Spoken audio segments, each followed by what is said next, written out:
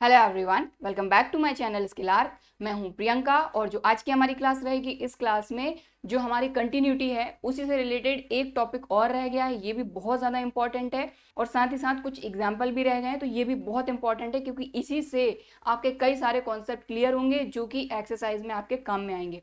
बाकी जो पिछले दो वीडियो हैं उनमें भी हमने एग्जाम्पल के साथ साथ कई सारे जो कॉन्सेप्ट हैं कंटिन्यूटी से रिलेटेड वो हमने कवर किए हैं। तो पिछले दोनों वीडियो की लिंक आपको ऊपर मिल जाएगी। बाकी डिस्क्रिप्शन बॉक्स में जैसे जैसे हमारे चैप्टर कंप्लीट होते जा रहे हैं सभी की प्लेलिस्ट की लिंक मैं डिस्क्रिप्शन बॉक्स में मेंशन करते जा रही हूँ। तो आज की क्लास स्टार्ट करेंगे। आज की क्लास में हम देखेंगे अलजेब्रा ऑफ कंटिन्यूअस फंक्शन। ठीक है, तो इसके बारे में हम पढ़ेंगे। बाकी इसके बाद फिर हम एक्सरसाइज 5.1 स्टार्ट करेंगे, क्योंकि अगर ये सारे कॉन्सेप्ट आपके क्लियर हो गए तो एक्सरसाइज 5.1 आप खुद कर लेंगे, ये चीज मैं बिल्कुल बोल सकती हूँ। ठीक है, तो स्टार्ट करते हैं। देखिए, तो अलजेब्रा ऑफ कंटिन्यूअस फंक्शन, तो अलजेब्रा ऑफ आपने लिमिट्स भी देखी थी। ठीक है, तो वो चीज यहाँ पर काम में आएगी। तो अलजेब्रा ऑफ कंटिन्यूअस फंक्शन का मतलब ये है कि अगर मान लीजिए कोई दो फंक्शन है आपके पास f एंड g, दोनों फंक्शन आपके कंटिन्यूअस हैं रियल नंबर c पर। अब कोई भी रियल नंबर तो हम एज एन ऐसे ले नहीं सकते, तो हमने ले लिया कि c कोई रियल नंबर है जिसके लिए हमारा फंक्शन f और g दोनों कंटिन्यूअस हैं। ठीक,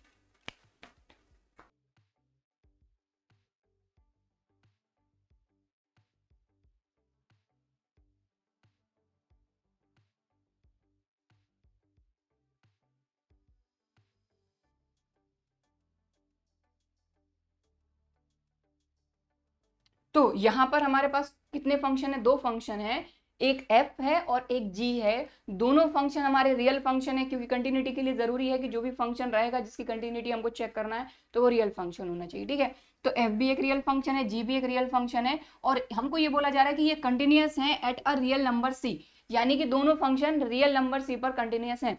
इस कंडीशन में जो पहली चीज आती है वो ये है कि अगर दोनों फंक्शन का हम सम करते हैं तो ये जो फंक्शन है इनका सम भी कंटिन्यूअस होगा एट सी पर।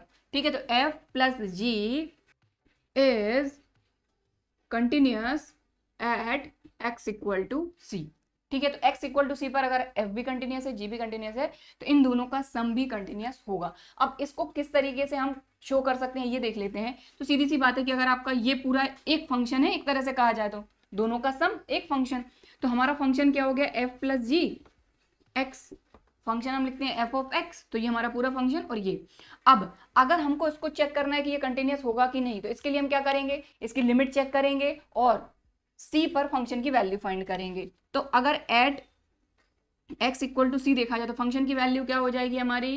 f प्लस जी, और x की प्लेस पर क्या आ जाएगा? c। तो ये तो आ गई फंक्शन की वैल्यू। अब लिमिट फाइंड करते हैं, तो डायरेक्ट लिमिट ही फाइंड कर लेती क्योंकि फंक्शन तो यही है। तो limit x tending to c, और हमारा फंक्शन क्या है? f plus g x. ठीक है, अब यहां पर लिमिट में क्या करते थे हम कि लिमिट अलग अलग दोनों फंक्शन में डिस्ट्रीब्यूट हो जाती थी, तो यहां पर भी वही होगा। तो सबसे पहले तो अपनी लिमिट तो एज इट इज चल रही है, limit x tending to c, function हमारा क्या हो जाएगा? f प्लस जी एक्स, तो f of x plus g of x, तो ये हो गया f of x plus g of x। ठीक है, अब इसके बाद क्या करेंगे भाई? लिमिट का कॉन्सेप्ट लग जाएगा कि ये लिमिट जो है डिस्ट्रीब्यूट हो जाएगी इसके साथ भी और इसके साथ भी।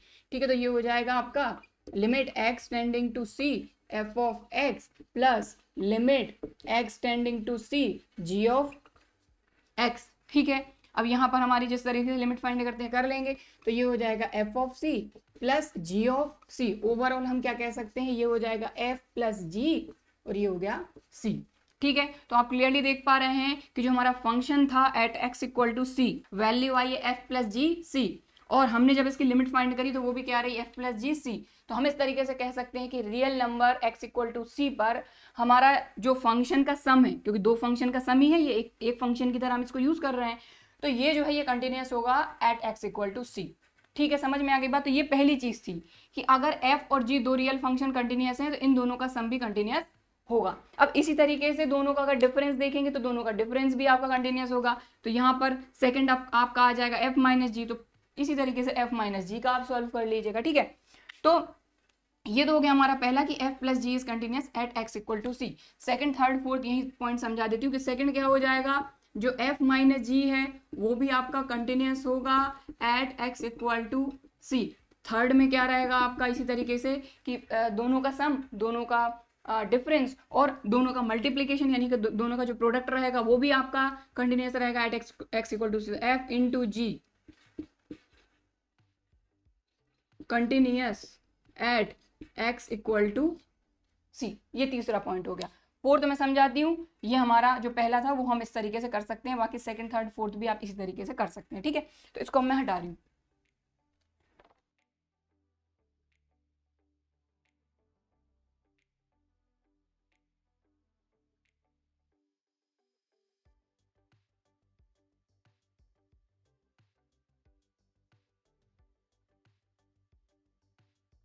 समझ में आई बात। तो जिस तरीके से f प्लस जी कंटिन्यूस है एट एक्स इक्वल टू सी, उसी तरीके से f माइनस जी, f इंटू जी और f अपॉन जी। बस f अपॉन जी में एक चीज ऐड हो जाएगी कि भाई सीधी सी बात है कि अगर ये क्या है f अपॉन जी है यानी p अपॉन क्यू के फॉर्म में है, तो सीधी सी बात है कि डिनोमिनेटर जीरो नहीं होना चाहिए, क्योंकि डिनोमिनेटर जीरो हुआ तो जो हमारा फंक्शन है वो ही डिफाइन नहीं होगा। तो यहाँ पर क्या रहेगा, g is not equal to zero, क्योंकि g जीरो हो गया तो f अपॉन जीरो ये तो नॉट डिफाइन हो जाएगा, ठीक है। तो बस इसमें इतना सा अंतर है, ठीक है। अब इसमें एक दो चीजें और दी गई हैं, यही मैं समझा देती हूँ कि अगर मान लीजिए जैसे ये दोनों फंक्शन है और दोनों फंक्शन में से एक कोई फंक्शन अगर आपका कांस्टेंट फंक्शन है, ठीक है। जैसे मान लीजिए यहाँ पर थर्ड वाले को लेके मैं थोड़ा सा समझा देती हूँ आपको कि मान लीजिए f इंटू जी की हम बात कर रहे हैं, तो सपोज f आपका है लेमडा, कोई भी कांस्टेंट वैल्यू आपकी बुक में लेमडा दिया हुआ है, तो आप चाहें तो इसकी जगह पे 1 2 3 कुछ भी आ सकता है, ठीक है। तो लेमडा यानी पहला फंक्शन हमारा कांस्टेंट फंक्शन है, इसी के मल्टीप्लाई में दूसरा फंक्शन है जी। तो सीधी सी बात है कि भाई एफ इंटू जी तो कंटिन्यूस होता ही है एट एक्स इक्वल टू सी पे। तो अगर एक फंक्शन कोई कांस्टेंट फंक्शन भी आ जाए तो ये क्या हो जाएगा, लेमडा इंटू जी, बात खत्म। तो ये भी क्या होगा, कंटिन्यूस होगा eight X equal to C, तो कोई इतनी बड़ी बात नहीं है। फोर्थ की बात करते हैं तो इसमें भी यही है कि ये क्या है, एफ अपॉन जी के फॉर्म में है, where g is not equal to zero होना चाहिए। तो इस कंडीशन में भी इन दोनों में से अगर कोई भी एक फंक्शन हमारा मतलब कि कांस्टेंट हो जाता है, मान लीजिए एफ हमारा कांस्टेंट आ गया लेमडा अपॉन, हाँ लेमडा अपॉन जी, ठीक है। तो यहाँ पर वही G is not equal to zero होना चाहिए बस। तो इस कंडीशन में ये भी क्या हो जाएगा आपका, continuous at X equal to C. तो इतनी ही छोटी सी बात है, कोई ज्यादा बड़ी बात नहीं है, क्योंकि हमको वैसे भी पता है कि अगर जो हमारा कांस्टेंट फंक्शन होता है, एग्जांपल नंबर आई थिंक 5 में हमने किया था इस चीज को, कि जो कांस्टेंट फंक्शन दिया था हमको, तो कांस्टेंट फंक्शन कंटिन्यूस होता है एट ऑल रियल नंबर्स, ठीक है। तो बस ये था आपका अलजेब्रा ऑफ कंटिन्यूस फंक्शन। तो इस चीज को ध्यान रखना है, क्योंकि ये जो चीज है ये बहुत ज्यादा काम में आने वाली है आपके, ठीक है। तो अब हम कुछ एग्जाम्पल लेंगे, ये एग्जाम्पल बहुत ज़्यादा इंपॉर्टेंट है, इनको अच्छे से समझ लेना है, क्योंकि इनको अगर आप अच्छे से समझ लेते हैं तो आगे के जो क्वेश्चन है वो आप आसानी के साथ कर लेंगे, ठीक क्लियर। तो ये नोट करना चाहते हैं तो आप कर सकते हैं। सो यहाँ पर हमने लिया है एग्जाम्पल नंबर 16। एग्जाम्पल नंबर 16 में बोला जा रहा है prove that every rational number is continuous, यानी कि जो rational function, sorry every rational function is continuous. तो भाई रैशनल फंक्शन को आप समझ सकते हैं रैशनल नंबर से, रैशनल नंबर हमारे क्या होते हैं, p अपॉन क्यू के फॉर्म में होते हैं, where q is not equal to zero. तो इसी से हम हमारा क्या बना सकते हैं function, rational function p x upon q x, where q x is not equal to zero, that's it, ठीक है। तो यहां पर हम लिखेंगे by the definition of rational function, ठीक है। तो रैशनल फंक्शन की डेफिनेशन हमारी क्या होती है, वो इसी से हम बना लेंगे। हमारा क्या हो जाएगा, हमारा एफ ऑफ एक्स फंक्शन हमारा क्या हो जाएगा, p of x upon q f x, where q x is not equal to zero, clear, ठीक है। तो ये हो गई हमारे रैशनल फंक्शन की डेफिनेशन के अकॉर्डिंग हमने इसको लिख लिया। अब सीधी सी बात है कि जो हमारा p है और q है दोनों क्या है, पॉलिनोमियल फंक्शन। तो यहाँ लिख लेते हैं where p and q are polynomial function और every polynomial function is continuous, ये भी हम प्रूव कर चुके हैं, ठीक है। तो ये हो गया। अब सीधी सी बात है कि जब p और q दोनों ही पॉलिनोमियल फंक्शन है, तो सीधी सी बात है कि जब हमको पता है, एग्जाम्पल कर चुके हैं ना, कौन सा एग्जाम्पल किया था हमने, एग्जाम्पल नंबर 14 में हमने किया था कि जो पॉलिनोमियल फंक्शन होता है वो किस तरीके से कंटिन्यूस होता है एट ऑल रियल नंबर्स, ठीक है। तो हमको ये चीज पता है, पहले हम पढ़ चुके हैं, एग्जाम्पल नंबर 14 में इस चीज को हम शो कर चुके हैं। तो सीधी सी बात है कि जब p और q दोनों पॉलिनोमियल फंक्शन है, तो सीधी सी बात है यहाँ पर क्या हो जाएगा कि since px is a polynomial function and also QX is a polynomial function, ठीक है, एंड वी नो दैट, और हमको क्या पता है, every polynomial function is continuous at all real numbers, तो यहां पर हम वही चीज लिखेंगे, and we know that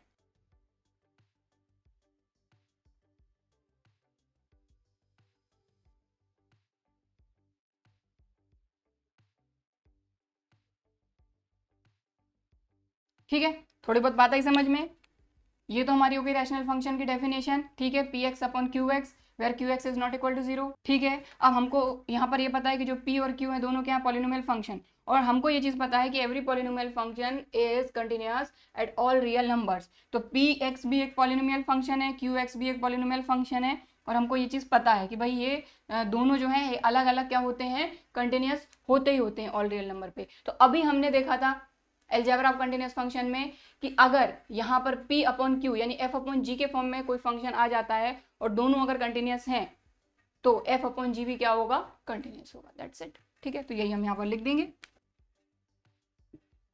then by theorem, कौन सी थ्योरम थी ये, 1, तो जो अभी हमने अलजेब्रा ऑफ कंटिन्यूअस फंक्शन पढ़ा वो थी हमारी थ्योरम नंबर 1, ये मैं आपको बताना भूल गई, ठीक है। Then by theorem 1 f upon g is continuous, तो मैं पूरा नहीं लिख रही हूँ, थोड़ा शॉर्टकट में लिख रही हूँ, ठीक है। तो f upon g is continuous if f and g are continuous for all real numbers, ठीक है, और यहाँ पर जो g है वो जीरो नहीं होना चाहिए, except g is not equal to zero, ठीक है। तो ये हमारी थ्योरम नंबर 1 के अकॉर्डिंग है, तो यहाँ पर हम लिखेंगे hence P x upon q x, P x upon q x is a continuous function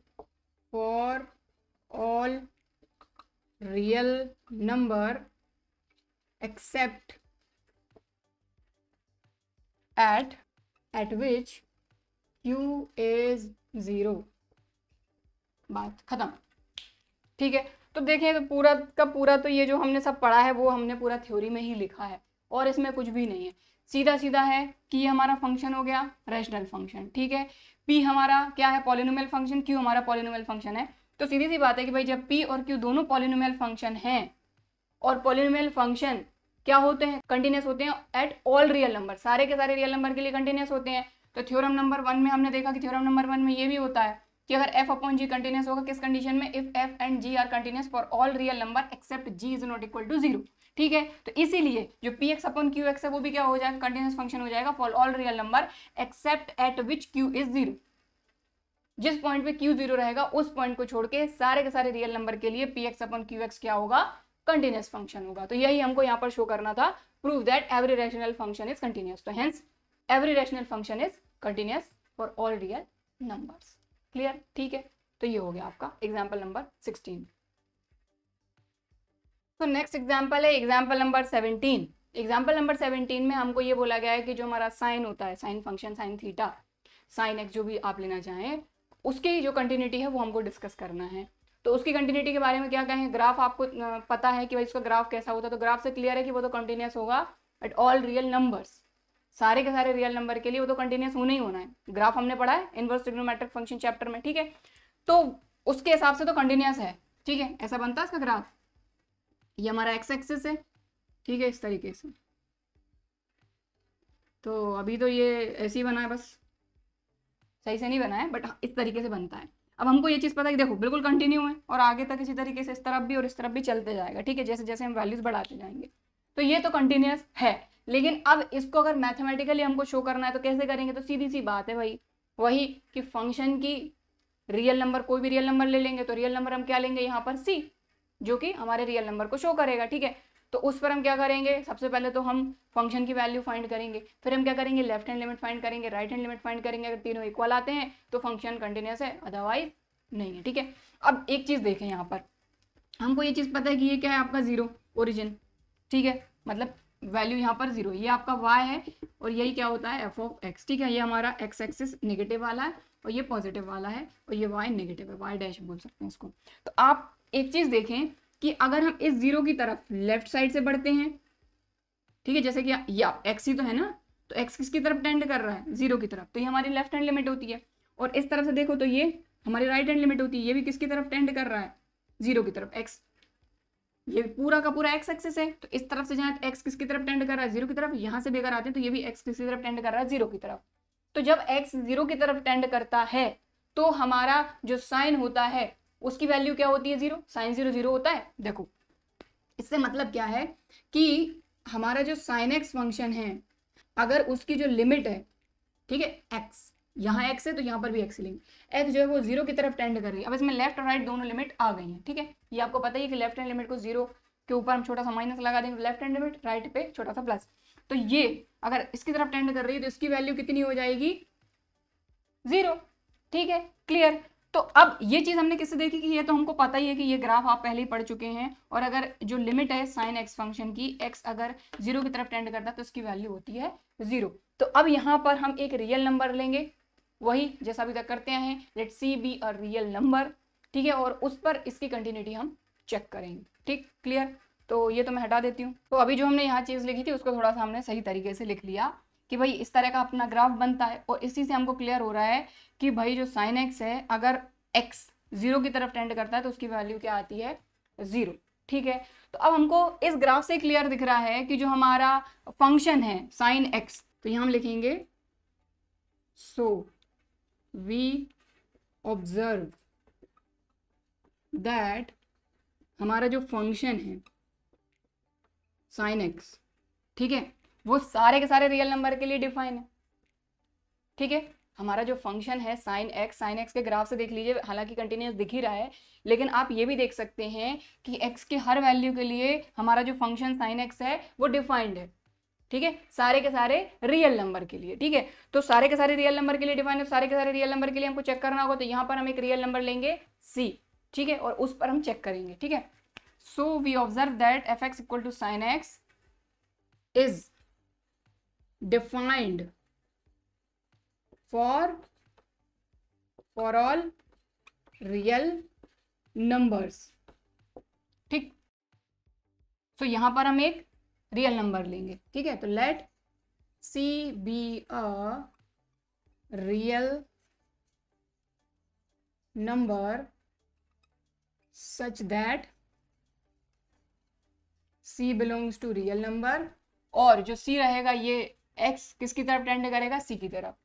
ठीक है, अब सीधी सी बात है कि जब आप लेफ्ट हैंड लिमिट और राइट हैंड लिमिट फाइंड करेंगे तो c माइनस और c प्लस आएगा, तो उससे एक छोटी सी कम वैल्यू और ज्यादा वैल्यू लेनी पड़ेगी। तो यहां पर हम एक h, एक ऐसा नंबर लेते हैं जो 0 के बहुत पास है। ठीक है,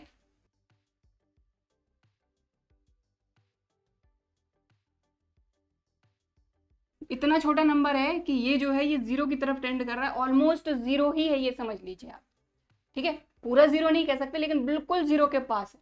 ठीक है, इतनी छोटी वैल्यू ली है जिससे कि हमारी कैलकुलेशन में अंतर ना पड़े। ठीक है, तो हमने एक h, एक ऐसी वैल्यू ले ली जो 0 के बहुत पास है, बहुत ज्यादा छोटी है, और हमारा जो रियल नंबर है c है जिसके लिए हम चेक करेंगे हमारी फंक्शन की कंटिन्यूटी। अब फंक्शन की कंटिन्यूटी चेक करने के लिए हम सबसे पहले क्या करेंगे, फंक्शन की वैल्यू फाइंड करेंगे इस पॉइंट पर, लेफ्ट हैंड लिमिट और राइट हैंड लिमिट। तो इसको बिल्कुल मैं सिस्टमैटिक करा रही हूँ, एक एक चीज मैं आपको बता रही हूँ, क्योंकि ये क्या हमारा साइन फंक्शन है जिसकी कंटिन्यूटी हम चेक कर रहे हैं। ठीक है, तो चलिए, तो साइन का मैं आपको करा रही हूँ, कॉस का आपके लिए होमवर्क है, आपको खुद से करना है, इसलिए इसको आपको अच्छे से समझ लेना है ताकि कॉस एक्स का आप खुद से कर सकें। ठीक है, और मुझे आपको बताना है कमेंट्स में कि आपने किया है कि नहीं किया है कॉस एक्स को। ठीक है, चलो, तो देखो ये आ गया हमारा। सबसे पहले तुमने फंक्शन को देखा, इस फंक्शन से हमने ये देखा कि भाई हमारी लिमिट एक्सटेंडिंग टू 0 जा रही है, तो साइन एक्स फंक्शन की वैल्यू 0 आ रही है। ठीक है, फिर इसके बाद हमने ऑब्जर्व किया कि जो हमारा फंक्शन है वो सारे के सारे रियल नंबर के लिए डिफाइन है, तो यहाँ पर हमने सपोज कर लिया let c be a real number such that c belongs to R. ठीक है, अब इसके बाद एक्स टेंडिंग टू सी करेगा, फिर हमने एच यहाँ पर एक बहुत छोटा सा नंबर लिया है जो कि 0 की तरफ टेंड कर रहा है। अब हम फाइंड कर रहे हैं सबसे पहले लेफ्ट हैंड लिमिट। ठीक है, तो देखो limit x tending to c minus f of x. ठीक है, ध्यान से समझना इस चीज को, है ना। इसके बाद अब c माइनस, तो पहले तो फंक्शन लिख लेते हैं फिर हम पुट अप करेंगे इसको, limit x tending to c minus, ठीक है। तो हमारा जो फंक्शन है वो तो साइन एक्स ही है, तो उसको यहाँ पर पुटअप कर देंगे, तो यहाँ पर हमने रख दिया साइन एक्स। अब लिमिट हम कैसे फाइंड करते हैं, जो x tending to c minus है ये यहाँ पर x की प्लेस पर रखेंगे, लेकिन c माइनस का मतलब क्या है, c से बहुत कम, ठीक है ना। c माइनस मतलब c से थोड़ा सा कम। अब c से थोड़ा सा कम हम करेंगे कैसे, तो हमने क्या किया, हमारा जो साइन था हमने ऐसा लिखा रहने दिया, x की जगह पर रखेंगे x tending to c minus, तो c माइनस मतलब कि c माइनस। अब c में से हम माइनस क्या करें, तो मैंने अभी आपको बताया कि हमने h एक ऐसी वैल्यू ली है, एक ऐसा नंबर लिया है जो बहुत ज्यादा छोटा है, ठीक है, जो कि इस चीज को फुलफिल कर देगा, तो c माइनस को फुलफिल कर देगा, तो c माइनस एच हो गया यहाँ पे, ठीक है। अब इस h का भी कुछ करना पड़ेगा, h क्या है हमारा, किसकी तरफ टेंड कर रहा है, जीरो की तरफ, इसलिए हमने यहाँ पर क्या किया, लिमिट लगा के हमने लिख दिया h टेंडिंग टू जीरो, ठीक। तो इस चीज का ध्यान दें, x tending to c minus था, जब c माइनस को हमने इधर रखा c माइनस, ठीक है, और h को माइनस किया तो h टेंडिंग टू क्या हो जाएगा, जीरो, यानी कि ये जीरो की तरफ ही जा रहा है, यानी ऑलमोस्ट जीरो ही है, ठीक है। अब यहाँ पर इसको सॉल्व कर लेंगे तो ये क्या हो जाएगा, तो ये क्या गया, साइन c माइनस एच, ठीक है। अब यहाँ पर आपका साइन a माइनस बी का फॉर्मूला लगेगा, साइन a माइनस बी का, या फिर साइन x माइनस वाई का। तो हमने क्या फॉर्मूला पढ़ा था, sine a cos b minus cos a sine b, यही फॉर्मूला पढ़ा था, ठीक है। तो फॉर्मूला मैं नहीं लिख रही हूँ, मैंने आपको बोल के बता दिया है, यहाँ पर फॉर्मूला अप्लाई करेंगे। तो ये तो हमारी लेफ्ट हैंड लिमिट ही है, चलने दो। तो यहाँ पर हम फॉर्मूला अप्लाई कर रहे हैं, limit h tending to zero अपना लगा हुआ है, ठीक है। ये h टेंडिंग टू जीरो कब आया, जब c में से हमने माइनस किया, c में से हमने क्या माइनस किया, h माइनस किया, इसलिए h टेंडिंग टू जीरो यहाँ पर आया। अब देखो यहाँ पर फॉर्मूला लगाएंगे साइन a माइनस बी का, तो ये हो जाएगा sine c cos h minus cos c sine h, sine A cos B minus cos A sine B, यही फॉर्मूला होता है साइन ए माइनस बी का। फॉर्मूला लगा दिया, अब h टेंडिंग टू जीरो यहाँ पर हम पुटअप कर देंगे, तो देखो कॉस जीरो h की प्लेस पर पुटअप करेंगे, तो कॉस जीरो क्या हो जाएगा, 1, और 1 इंटू साइन सी, ये तो c है, c में तो पुटअप करेंगे नहीं, तो ये हो जाएगा साइन c इंटू 1, तो साइन c, बीच में minus cos c sine h, तो साइन जीरो क्या होता है, जीरो, तो कॉस c इंटू जीरो, तो जीरो, ये खत्म। तो ये आ गई आपकी लेफ्ट हैंड लिमिट, ठीक है, क्लियर। तो ये आ गई आपकी क्या, left hand limit x tending to c minus f of x, ठीक। अब हम फाइंड करेंगे राइट हैंड लिमिट। तो राइट हैंड लिमिट थोड़ा सा शॉर्टकट में करूंगी, तो ध्यान से देखें, limit x tending to c plus, यहाँ पर डायरेक्ट मैं फंक्शन लिख रही हूँ, f ऑफ x नहीं लिख रही हूँ, है ना, फंक्शन हमारा वही है साइन x, तो यहाँ पर मैंने पुटअप करा साइन x इक्वल टू, अब आप एक चीज देखें, c प्लस है, c प्लस मतलब c से थोड़ा सा ज्यादा। अब थोड़ा सा हमने पहले लेके रखा है कि हमारे पास h एक ऐसा नंबर है जो बहुत छोटा सा नंबर है, तो c प्लस यानी c में थोड़ा सा ऐड कर देंगे, तो यहाँ पर साइन c में हम प्लस करेंगे h, ठीक। अब भाई h आया है, तो यहाँ पर हमको उसको लिखना पड़ेगा कि जो h है हमारा वो जीरो की तरफ टेंड कर रहा है। अब यहाँ पर साइन a प्लस बी का फॉर्मूला लग जाएगा, तो फॉर्मूला क्या रहेगा, sine a cos b plus cos a sine b, तो उसको भी जब आप सॉल्व करेंगे तो बस यहाँ प्लस लग जाएगा, तो वही सेम वैल्यू है। आप यहाँ पर जीरो पुटअप करेंगे तो ये हो जाएगा 1, और यहाँ पर पुटअप करेंगे तो ये हो जाएगा 0। तो कहने का मतलब है इसको सॉल्व करने पे आपको सीधा सीधा मिल जाएगा साइन c, और चाहे तो इसको मैं कर ही देती हूँ आपको, limit h tending to zero, तो साइन a प्लस बी का फॉर्मूला, तो ये हो जाएगा sine c cos h plus cos c sine h। तो यहाँ पर आप h tending to zero zero put up करेंगे तो ये हो जाएगा 1, ये हो जाएगा 0, 0 इंटू कॉस c 0, और यहाँ पर 1 इंटू साइन c, ये हो जाएगा साइन c, ठीक है। तो यहाँ पर देखें, ये आ गई आपकी लेफ्ट हैंड लिमिट, ये आ गई आपकी राइट हैंड लिमिट। तो यहाँ पर आप क्लियरली देख पा रहे हैं कि आपकी लेफ्ट हैंड लिमिट और राइट हैंड लिमिट तो इक्वल आ गई है, मतलब लिमिट तो एग्जिस्ट कर रही है। अब फंक्शन की वैल्यू फाइंड करनी है, तो इसको आप नोट कर लीजिए, इसको मैं हटा रही हूँ, आगे का सॉल्यूशन मैं यहाँ कर रही हूँ, ठीक। तो इसको मैं हटा देती हूँ, है ना। सब आप देखें, हमारा फंक्शन क्या है, साइन x है, at x equal to C value find करना, तो ये हो जाएगा f of c equal to sine c at x equal to c पर हमने फाइंड किया। तो अब आप क्लियरली देख लें, लेफ्ट हैंड लिमिट आ गई हमारी sine c, right hand limit आ गई, ठीक है, और फंक्शन की वैल्यू आ गई एट c पर साइन c। तो यहाँ से हमको क्लियर दिख रहा है कि left hand limit equal to right hand limit equal to function की वैल्यू जो है, ये तीनों की वैल्यू इक्वल आ गई है। मतलब यहाँ पर जो हमारा फंक्शन साइन है वो सारे के सारे रियल नंबर के लिए क्या है, कंटिन्यूस। तो यहाँ पर हम लिखेंगे सिंस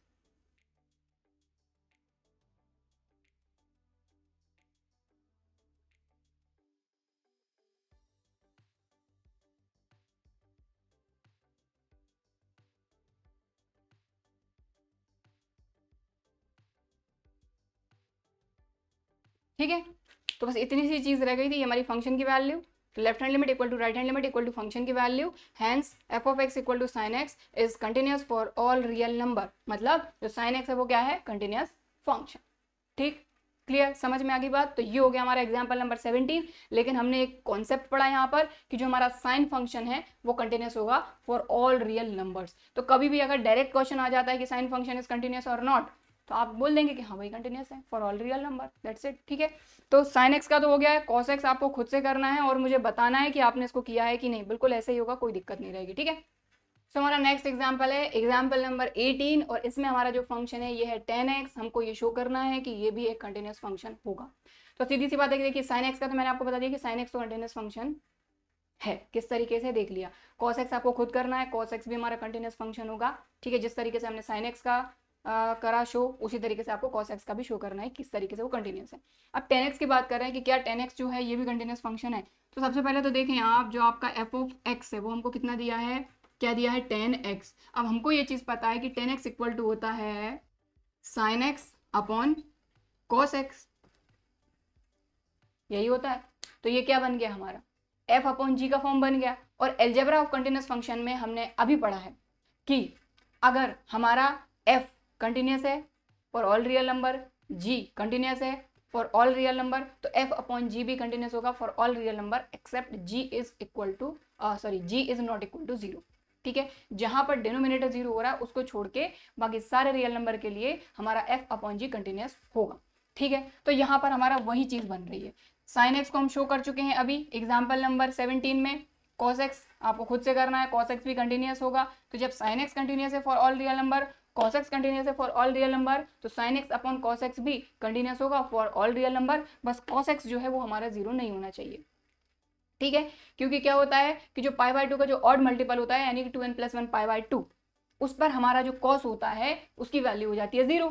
ठीक है, तो उसको छोड़कर बाकी सभी जगह हमारा जो फंक्शन है sin x upon cos x ये कंटिन्यूस होगा। अब जब sin x upon cos x continuous है तो sin x upon cos x क्या होता है, tan x ही तो होता है।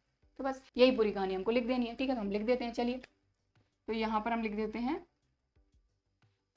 cos x is not equal to 0, या फिर हम इसको कह सकते हैं कि जो हमारा x है that is x is not equal to 2n + 1 pi by 2 where n is an integer. तो ये सारी जो चीज़ है ना ये हमने क्लास 11th में भी जो ट्रिग्नोमेट्रिक फंक्शन था उस चैप्टर में करी थी, और अभी भी जब हमने इनवर्स ट्रिग्नोमेट्रिक फंक्शन चैप्टर किया था उसमें भी करी है। ठीक है, चलो, सो ये हो गया। अब बस इसको सिस्टमैटिकली लिख देते हैं और कुछ नहीं है। ठीक, तो यहाँ पर हम लिखेंगे since sin x is continuous for all, ये अलग चीज़ है ना, ऐसे मैं कर देती हूँ ताकि ये मिक्सअप ना हो, for all real numbers. Also cos x is continuous for all real numbers. ठीक है, और थ्योरम 1 में अभी हमने देखा था अलजेब्रा ऑफ कंटिन्यूअस फंक्शन, तो यहाँ लिखेंगे and by theorem 1 we know that. अब ये थ्योरम 1 हम इसलिए लिख रहे हैं क्योंकि अभी हमने थ्योरम 1 पढ़ी है, अदरवाइज आप पूरा स्टेटमेंट लिख के आप इसको कर सकते हैं, जरूरी नहीं है कि आप थ्योरम 1 लिखें। ठीक है, and we know that f upon g is continuous for all real numbers if f and g are continuous for all real numbers. ठीक है। तो एफ अपॉन जी उसी कंडीशन में कंटिन्यूस होगा जब एफ और G continuous for all real numbers. तो ये तो हमको पता है थ्योरम नंबर 1 से। तो इसी के बेस पे हम लिख देंगे कि भाई सीधी सी बात है कि हम देख चुके हैं साइन भी कंटिन्यूस है, कॉस भी कंटिन्यूस है, तो साइन अपॉन कॉस भी तो कंटिन्यूस होगा। So we conclude that sin x upon cos x is continuous for all real numbers, किसको छोड़ के, cos x is not equal to 0, यानी कि एक्सेप्ट मत लिखो numbers but cos x is not equal to 0। अब जब sin x अपन cos x continuous है तो sin x अपन cos x क्या होता है 10x, तो यहां पर हम लिख देंगे।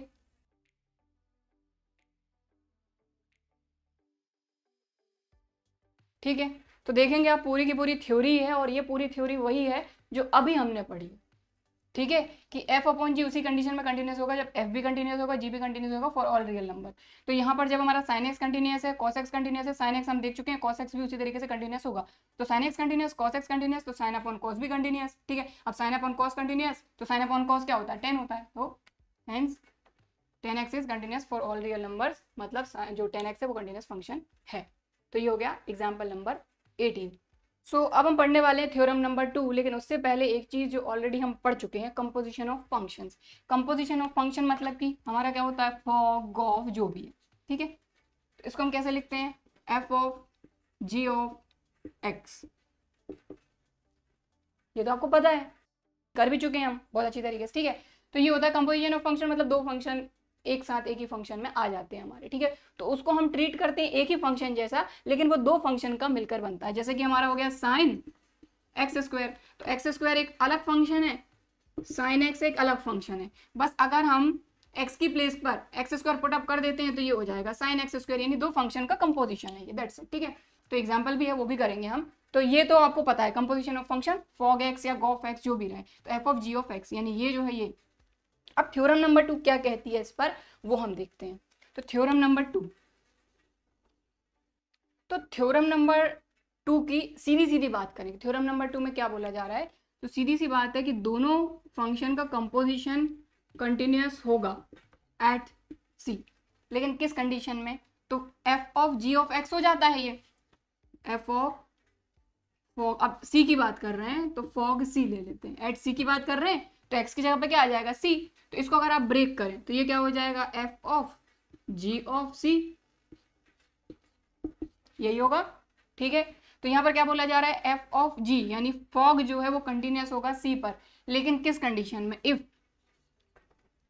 जी के लिए जो एक्स की वैल्यू हो क्या है सी, तो जी जो है वो सी पर कंटिन्यूस होना चाहिए। तो if ji is continuous at C and F is continuous at, अब एफ किस पे कंटिन्यूस होना चाहिए, एफ के लिए एक्स की जो एफ के लिए जो एक्स है वो क्या है जी सी। ठीक है, तो इसी चीज का ध्यान रखना है कि ये जो जी है ये सी पे कंटिन्यूस होना चाहिए और एफ जो है ये पूरा जी सी, क्योंकि इसके लिए तो एक्स का काम जी सी कर रहा है ना। ठीक है, ये क्या है, एफ ऑफ एक्स, एक्स की प्लेस पर क्या है जी सी, तो सीधी सी बात है कि जी जो है वो सी पर कंटिन्यूस होना चाहिए और जो एफ है वो कंटिन्यूस होना चाहिए एट जी सी। उसी कंडीशन में एफ ऑफ जी जो है वो कंटिन्यूस होगा एट सी। और एक चीज और, एफ और जी दोनों ही आपके रियल फंक्शन होना चाहिए, real valued function.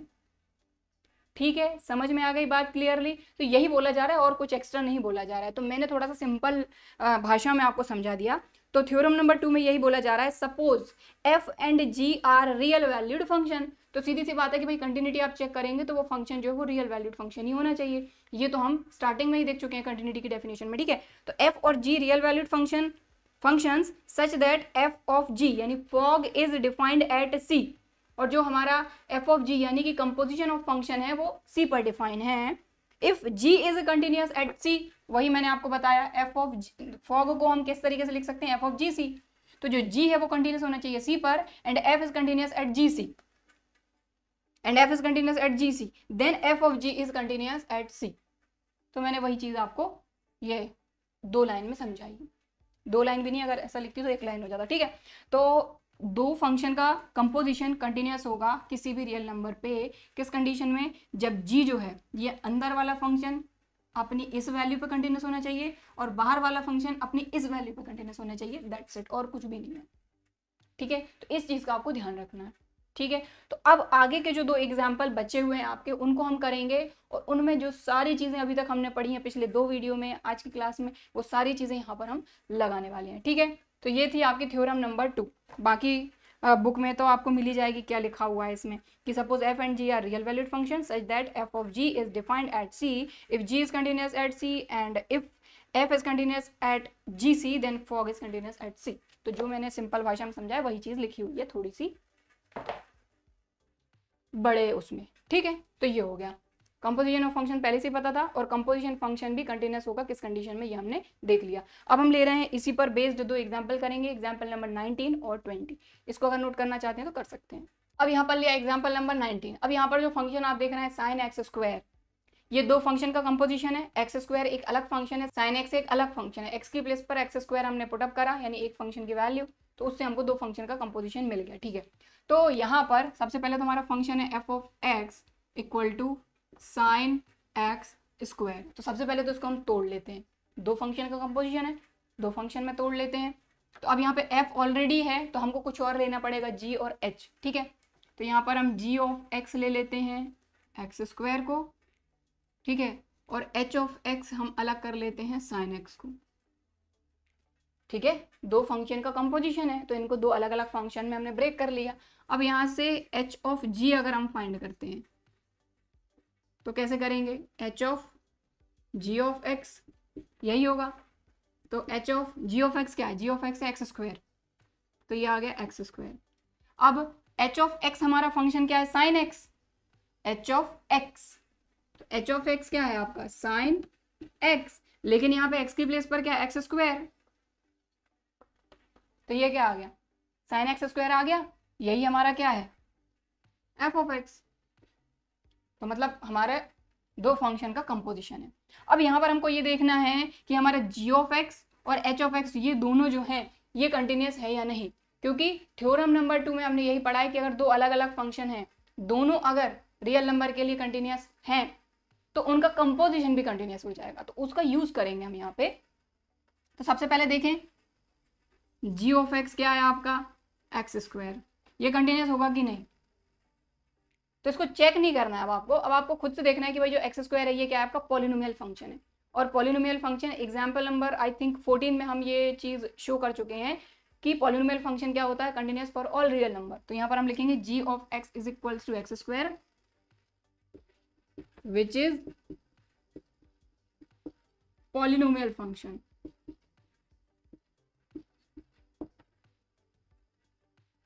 And continuous for all real number. आपको पूरा पूरा लिखना, मैं थोड़ा शॉर्टकट में लिख दे रही हूँ कई सारी चीजें। तो g ऑफ x कंटिन्यूस हो गया फॉर ऑल रियल नंबर, ठीक है। अब h ऑफ x की बात करते हैं, तो h ऑफ x क्या है साइन x। अभी एग्जाम्पल नंबर 17 में हमने देखा है कि ये कंटिन्यूस है फॉर ऑल रियल नंबर, ठीक है। तो यहाँ पर हम लिखेंगे विच इज कंटिन्यूस, ठीक है, फॉर ऑल रियल नंबर आप लिख लेना। हमने देखा था ये चीज़ किस चीज़ में देखी, किस एग्जाम्पल में देखी थी, एग्जाम्पल नंबर 17 में हम ये चीज़ शो भी कर चुके हैं, ठीक है। तो सीधी सी बात है कि अब ध्यान दें आप, g ऑफ x किस पे कंटिन्यूस है, x for all real number के लिए कंटिन्यूस है, h ऑफ x भी for all real number continuous है। तो सीधी सी बात है कि इनका जो कंपोजिशन है वो भी कंटिन्यूस होगा। तो यहाँ पर हम लिखेंगे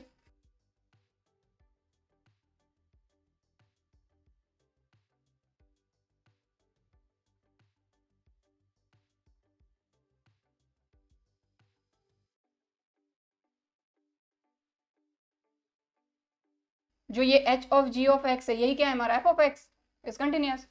तो यहाँ लिख दीजिए h of g of x equal to f of x is continuous for all real numbers. तो भाई देखेंगे आप इन क्वेश्चन में थोड़ी सी थ्योरी ज़्यादा हो रही है, लेकिन थ्योरी ऐसी है कि जो आप खुद लिख सकते हैं।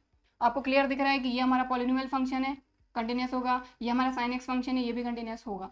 तो जब ये दोनों कंटिन्यूस हैं तो इनका कंपोजिशन भी कंटिन्यूस होगा बाय थ्योरम 2। दैट्स इट, खत्म। तो ये हो गया आपका एग्जाम्पल नंबर 19। सो करते हैं हम। तो अब ये जो हमारा फंक्शन है ये भी दो फंक्शन कंपोजिशन है, क्योंकि देखिए एक तो मॉडुलस ये बाहर लगा हुआ है, ठीक है, और फिर इसके बाद ये एक अंदर हमारा फंक्शन है, तो इसको हम ब्रेक कर लेते हैं। तो हमारा जो फंक्शन है वो क्या है, f of x equal to modulus 1 minus x plus फिर एक और अंदर मॉडुलस और फ्री एक्स, ठीक है। अब हम क्या करते हैं कि इसको दो फंक्शन में ब्रेक कर लेते हैं, जी ऑफ एक्स और एच ऑफ एक्स। ये जो पूरा का पूरा है इसको सपोज कर लेते हैं हम एक्स, और इसको पूरे अंदर वाले को हम ले लेते हैं जी ऑफ एक्स में, 1 minus x plus modulus x. Clear, ठीक है। अब दोनों का कंपोजिशन अगर फाइंड करते हैं h of ji of x, तो कैसे करेंगे, h of ji of x, तो एच जी ऑफ एक्स क्या है हमारा ये, तो यहाँ लिख देंगे हम 1 minus x plus modulus x, ठीक। अब एक चीज ध्यान दें, एच ऑफ एक्स क्या है हमारा, एच ऑफ एक्स क्या है, मॉडुलस एक्स, मॉडुलस एक्स, यहाँ मॉडुलस लगाना भूल गई मैं, ठीक है, ये मॉडुलस एक्स, ठीक है। तो एच ऑफ एक्स, अब एक्स की प्लेस पर ये पूरी की पूरी चीज है तो इसके अंदर आ जाएगी ये, तो 1 minus x plus modulus x. तो आप देख पा रहे हैं ये क्या है आपका एफ ऑफ एक्स ही तो है, फंक्शन ही तो है, ठीक है। तो ये चीज मैंने इसलिए बता दी ताकि आपको ये कोई डाउट ना रहे इस चीज में, ठीक है। तो ये हो गया। अब मेन काम क्या करना है हमको, कि हमको देखना है कि ये कंटिन्यूस है या नहीं। तो सीधी सी बात है, सबसे पहले जी ऑफ एक्स के लिए चेक करते हैं। तो फर्स्ट जी ऑफ एक्स क्या है हमारा, 1 minus x plus modulus x. अब आप एक चीज देखें, यहां से यहां तक ये क्या है हमारा पॉलिनोमियल फंक्शन, मतलब एक अलग फंक्शन है, और ये पूरा क्या है आपका मॉडुलस फंक्शन, ठीक है। तो अब हमको ये चीज पता है कि भाई पॉलिनोमियल फंक्शन जो होता है वो कंटिन्यूस होता है, तो ये क्या हो गया आपका पॉलिनोमियल फंक्शन, तो ये कंटिन्यूस होगा। ये क्या है आपका मॉडुलस फंक्शन, ये भी कंटिन्यूस होगा। तो सीधी सी बात है, थ्योरम नंबर 1 में हमने पढ़ा है कि भाई अगर आपके दो फंक्शन है एफ और जी, एफ कंटिन्यूस है जी कंटिन्यूस है, तो एफ प्लस जी दोनों का सम भी कंटिन्यूस होगा। तो सीधी सी बात है, ये फंक्शन कंटिन्यूस है, ये फंक्शन कंटिन्यूस है, दोनों का सम भी कंटिन्यूस होगा, ठीक है। तो यहाँ पर आपको ये चीज लिखना है कि 1 minus x is a polynomial function which is continuous for all real number, modulus x is a continuous function, ठीक है, ये भी कंटिन्यूस फंक्शन है। तो सीधी सी बात है, दोनों का सम भी कंटिन्यूस होगा, ये चीज आपको लिखनी है, ठीक है। तो ये मैंने आपको रफली समझा दिया, तो यहाँ लिख देंगे बाय थ्योरम 1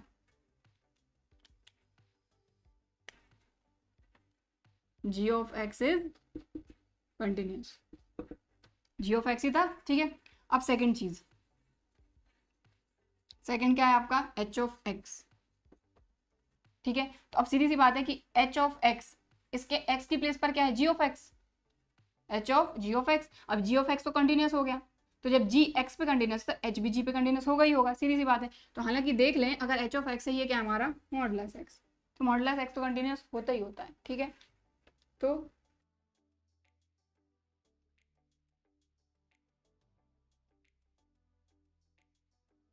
ठीक है, तो इसलिए ये भी कंटिन्यूस होगा। अब सीधी सी बात है कि जी कंटिन्यूस है, एच ऑफ एक्स भी कंटिन्यूस है, तो इनका कंपोजिशन भी तो कंटिन्यूस होगा। दैट्स इट, बात खत्म। यहाँ लिख देंगे hence h of ji of x ये किसके इक्वल था हमारा एफ ऑफ एक्स के। हम इसलिए ये चीज कर लेते हैं ताकि h of ji of x जो है वो क्या है एफ ऑफ एक्स ही तो है, ठीक है। तो hence h of ji of x यानी कंपोजिशन ऑफ फंक्शन जो हमारा है फंक्शन इज कंटिन्यूस, कंटिन्यूस, ठीक। तो ये हो गया आपका एग्जाम्पल नंबर 20, ठीक। तो ये हो गया एग्जाम्पल नंबर 20, ठीक है। साथ ही साथ जो हमारी एक्सरसाइज 5.1 थी उसके पहले के जितने भी एग्जाम्पल हैं ये सारे मैंने आपको इसलिए कराए क्योंकि ये जो आपका कॉन्सेप्ट है कंटिन्यूटी का, ठीक है, ये थोड़ा सा आपके लिए नया था। हालांकि इसमें लिमिट्स जो चीज़ थी वो पुरानी ही थी, यानी कि क्लास 11th में आप ऑलरेडी कर चुके थे। तो लिमिट्स अगर आती है तो कंटिन्यूटी आसानी के साथ आ जाएगी, लेकिन उसमें कई सारी नई चीज़ें हैं जो हमने एग्जाम्पल के थ्रू और थ्योरम के थ्रू पढ़ी हैं, ठीक है। तो ये सारी चीज़ें बहुत अच्छे से करनी है। अगर आप जो मैंने आप इससे पहले जो 2 वीडियो बनाए हैं इंट्रोडक्शन पार्ट 1, पार्ट 2 और आज की क्लास जो थी ये थी हमारी पार्ट 3। अगर ये तीनों में आप जो एग्जाम्पल मैंने कराए वो अच्छे से कर लेते हैं, जो कॉन्सेप्ट मैंने आपको समझाए वो अच्छे से कर लेते हैं, तो मैं आपको ये चीज़ कह सकती हूँ कि एक्सरसाइज 5.1 आप खुद से कर सकते हैं, आपको कोई दिक्कत नहीं आएगी। ठीक है, तो आई होप कि आज की क्लास में मैंने जो सारी चीज़ें आपको समझाई हैं वो आपको अच्छी तरीके से समझ में आई होंगी। वीडियो भी पसंद आया होगा। वीडियो पसंद आया है तो लाइक ज़रूर करिए, और अगर अभी तक चैनल को सब्सक्राइब नहीं किया है तो इसी तरह के और वीडियोस के लिए चैनल को सब्सक्राइब ज़रूर करिए। चलिए फिर मिलते हैं अगले वीडियो में एक्सरसाइज 5.1 के साथ। तब तक के लिए बाय एंड थैंक यू।